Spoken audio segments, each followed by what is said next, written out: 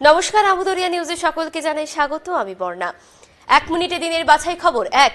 রাজ্যের মুখ্যমন্ত্রী মমতা ব্যানার্জি মঙ্গলবার মালদহে এক সভায় বলেছেন, আইন আমিও একটু একটু হলেও বুঝি, এটা বিরলের মধ্যে বিরলতম অপরাধ নয়।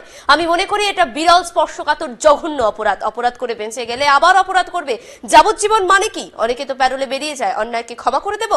দুই, মঙ্গলবার রাজ্য সরকারের পক্ষ থেকে কলকাতা হাইকোর্টে আরজি করের ধর্ষণ খুনের মামলায় ওই রায় পুনর্বিবেচনা করে দোষীকে ফাঁসি দেওয়ার জন্য আপিল করা হয়েছে। তিন, ছত্তিশগড়ে আধা সামরিক বাহিনীর সঙ্গে প্রায় 36 ঘন্টা গুলির লড়াইয়ে নিহত হয়েছেন অন্তত 20 জন মাওবাদী শীর্ষ নেতা জয়রাম ওরফে চলপতিও মারা গেছেন। তার মাথার দাম ছিল 1 কোটি টাকা। চার, যে বাড়িতে জখম হয়েছিলেন হাসপাতাল থেকে ছাড়া পেয়ে সে বাড়িতে ফিরলেন না সৈয়ফ আলী খান। মুম্বাইয়ের জনপ্রিয় চিত্র তারকা বান্দ্রায় তাঁর পুরনো বাড়িতে গেলেন।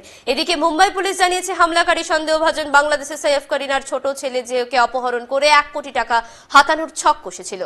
পাঁচ, শিলিগুড়ির কাঞ্চনজঙ্ঘা ক্রীড়াঙ্গন ময়দানে আজ থেকে শুরু হলো সৃষ্টিশ্রী মেলা। এখন এই পর্যন্তই। পরবর্তীতে আবার ফিরে আসবো 1 মিনিটের খবর নিয়ে। ধন্যবাদ।